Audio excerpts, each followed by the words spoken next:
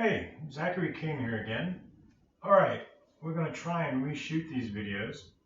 Um, we had a snafu the other day, so now starting from scratch, you'll notice that there's a lizard in your point of view. That is Soleil, because I name everything I own, even things that aren't real. So Soleil, Soleil, it means sun in some language. Who knows what language? Look it up if you want. There's not a quiz. All right, this is my assistant. Now, before she starts reading, what we're doing here is that I get asked quite frequently. I give away things on my merchandise table. I have a merchandise table where I sell stuff, and if you go on my store and view page, you'll see all that.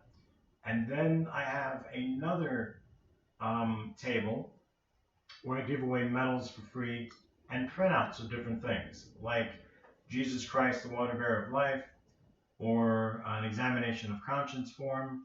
And then I also have, years ago, before the Hunger Games movies came out, somebody asked me if the books were objectionable. Did they have anything in them that kids should not read? Because they're geared towards 12 and 13-year-olds. So I didn't know. So this person bought me the 3 books, and I read through them to see what was there. And then I kept notes on things that parents might find objectionable. So I kept, there's 3 different parts. So there's 3 different books. So we're going to make 3 different videos. My assistant is going to read each one of them. And so this is her voice that you will hear next. So hopefully her voice will sound better than mine. You unfortunately will never get to hear me read anything because going blind made me go illiterate. So, without further ado, here's my assistant. What you determine as appropriate and inappropriate for your children is up to you. This is just a list of possible negative action and subject matter that this book contains to help you use your best judgment and what you feel comfortable with your children consuming. Besides the entire series being about war, murder, torture, and horrific deaths, it also features sexualization of young persons and contains, among other things, 14 references to sexuality or nudity. In page 3, Kat distrusts Katniss because she tried to drown it when it was young. On page 10, Katniss is describing Gale at school and says you can hear the girls whispering about him as he walks by, and you can tell they want him. On page 11, wild dog meat is put in soup. Also, no one where they live would turn up their nose at a good leg of wild dog. On page 17, quote, a bullet in the head is a much better way to die than starving, unquote.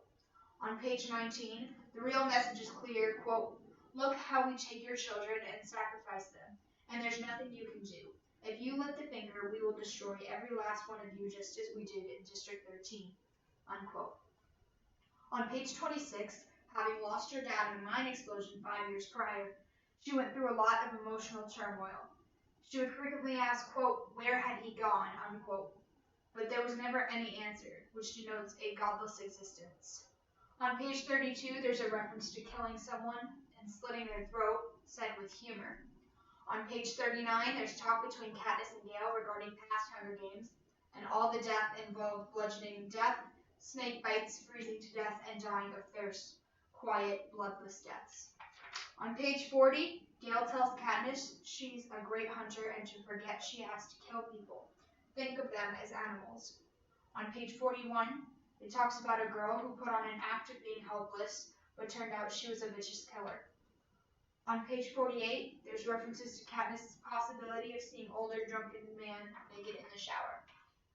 On page 55, Katniss, the pretty 16-year-old girl, mentions the word nudity to describe how she doesn't want to dress for the games.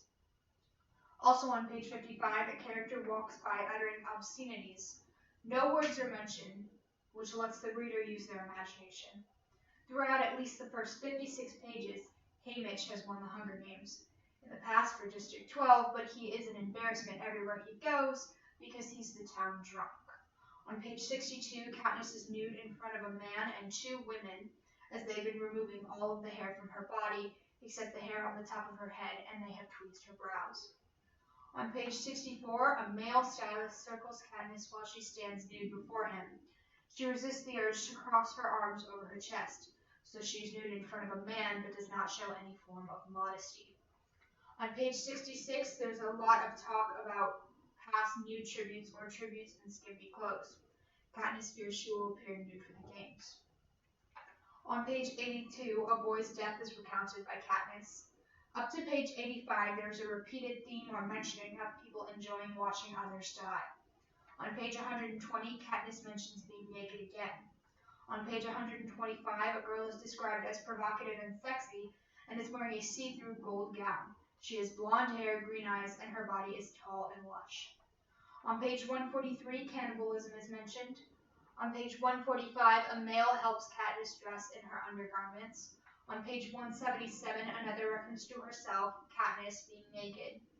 The actual deaths are not described in vivid details, but you do not have any doubts that people are dying. On pages 190 and 191, they describe in detail 2 girls dying by genetically modified wasps.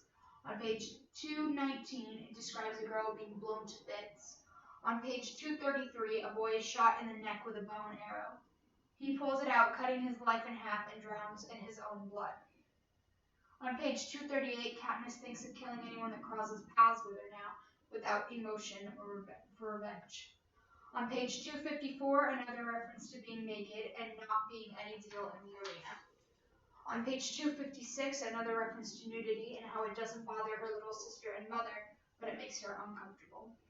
On page 258, Peeta doesn't mind if Katniss sees him with his shorts off, but she turns her back on him. On page 288, there's talk of the people back home watching the games on TV and cheering them on, and willing them to come home, but never any mention of praying. On page 309, Katniss thinks a thank you to a fall friend named Thresh.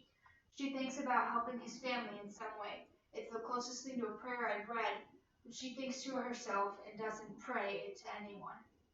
On page 340, Katniss references the sky as the heavens. It's the first quote-unquote religious reference in all of the book. On page 34, a mock suicide attempt is made. On page 353, Katniss is naked again. And on page 354, Katniss is given a dress by Cinna that adds padding to the breasts and gives her curves.